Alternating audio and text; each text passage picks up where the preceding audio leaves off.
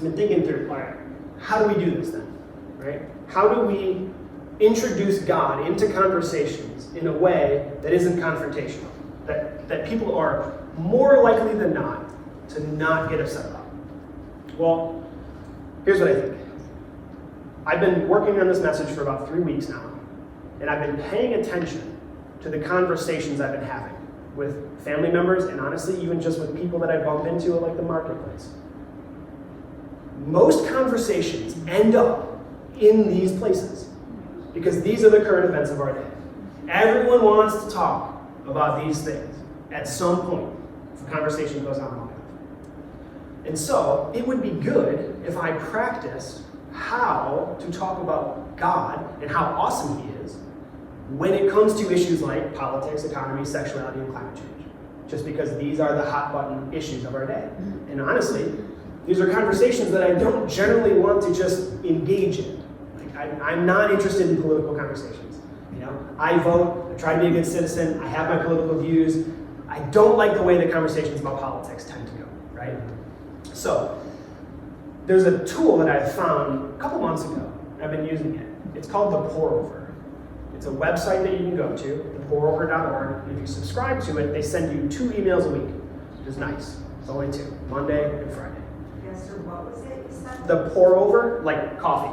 Pour Over. Yeah, like their whole thing is like coffee themed. Okay. So they have like espresso shots and stuff like that. They're like their little blurbs. What it is it's got to be the most unbiased news source I've ever come across, which is to say a lot, because a lot of times people will say that they're unbiased. If you read it long enough, you realize that they're actually quite biased. This has got to be the most unbiased news source I've ever come across, because all it does is tell you, hey, this happened. Hey, this is going on. Just tells you the news. It's so refreshing to be able to just read the news and not have somebody tell me, you know, and you should think this way about these people who think differently than you, right? So they cover the daily news, but at the end of each of these passages, they give you what they call their eternal perspective. So they basically help you see the daily news through the lens of the good news of Jesus Christ. They take the current events and they help you see them with an eternal perspective. Really, really helpful. And it's only 2 emails a week, which is, I unsubscribe from so many emails because they just flood your inbox. I love this because it's only 2. Anyways, that wasn't a sales pitch, I promise you. I just really do find it to be really beneficial. And so, as I've been reading through the news from the Pour Over, I'm finding that now, as I think about these stories about politics, or geopolitics, or national politics, it's much more natural for me to think through it from my Christian worldview, and not just get sucked into the divisive arguments of our day. So, here's how I've been thinking through some of this stuff, and how I'm looking for ways. I haven't perfected this, and honestly, I'm not even really that good at it yet. But I've been excited to start trying. You're in a conversation, small talk. All of a sudden, someone brings up the election. 2024 is right around the corner. We got another, I'm sure, heated presidential season coming up. It's going to be so much fun, I'm sure. And so, we're walking into a season of tons and tons of these really uncomfortable political conversations, right?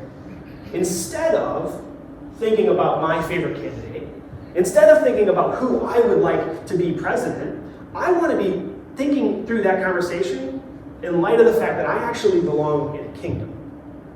That my primary citizenship is not in the United States. It's in heaven. I'm only here as an ambassador for my king. In fact, as an ambassador, my entire job here in the United States is to just talk about how awesome my king is. In fact, I want everyone in this country to be jealous of the kingdom that I belong to, so that they want to be a part of it too. And then the good news is, hey, the door's wide open, right? So, issue of politics comes up.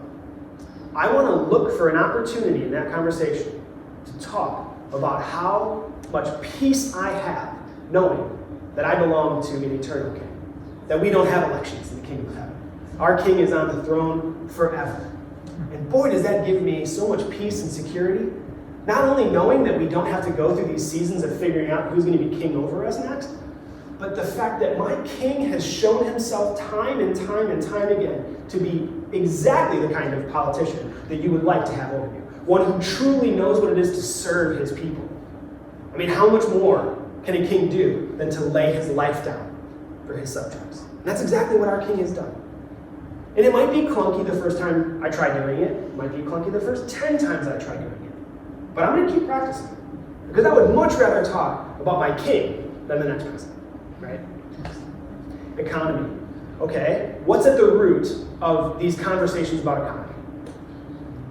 Fear. Right? When the economy comes up, isn't it usually with anger? Man, these gas prices. Inflation. Right? Anger. And what's at the root of anger? Fear. So why are people complaining about gas prices? Because they're not sure that they have enough money.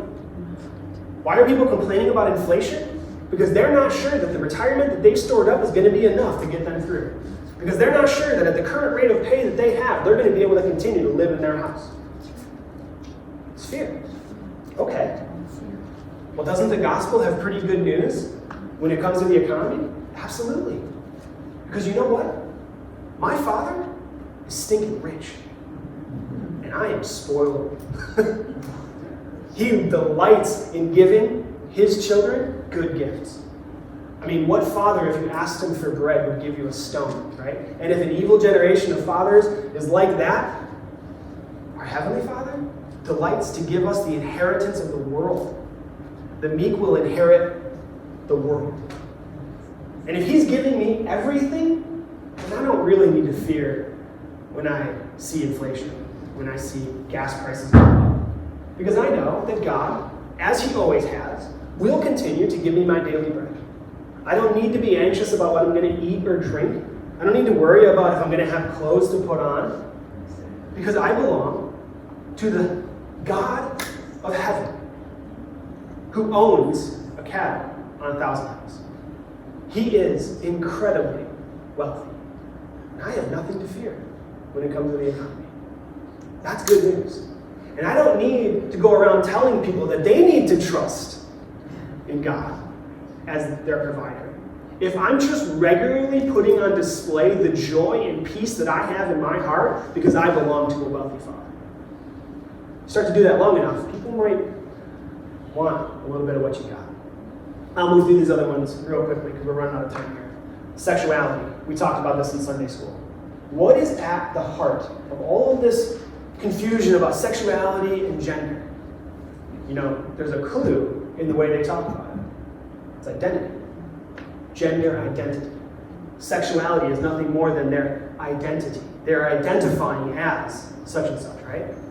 Why are they doing that? Because if you take God out of your worldview, where do you find who you are? You want to start looking inward? Well, what's inward? Desires.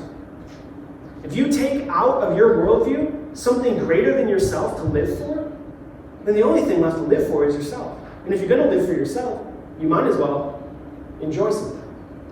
And what's more pleasurable than sex? So is it any wonder that our culture finds itself where it is today? Lacking identity and lacking a purpose greater than themselves. Hey, man, am I glad that I belong to the King of Heaven, who has given me an identity as his child, as an ambassador. He's given me a purpose to live for, which is so much greater than myself. If all I'm doing is living for pleasure, then how do I make sense of the painful times of life? But if I know that I'm living for the glory of God, then I know, even in the storms of life, my God will be glorified. And that he's working all things together for his glory and my good. So how thankful I am that I have that. Climate change. Again, I think at the root of this is just fear. You take out of your worldview any hope for the future? Yeah, you're going to look at what's going on now and you're going to be kind of worried. You're going to start launching spaceships out to Mars to go and plant humanity on another planet because you're going to be so concerned and so terrified that we are not going to be able to live on this planet much longer. It makes sense to me that they're doing this because they're terrified. They don't know the good news that the creator of this heaven and earth is going to remake it all again one day. And in fact, when it comes to the issue of climate change, we share a lot in common with those who hold this view. I think that Christians should be some of the most environmentally active people out there. because we know that God created this place to be perfect and beautiful, to be a representation of his glory for us to behold every day.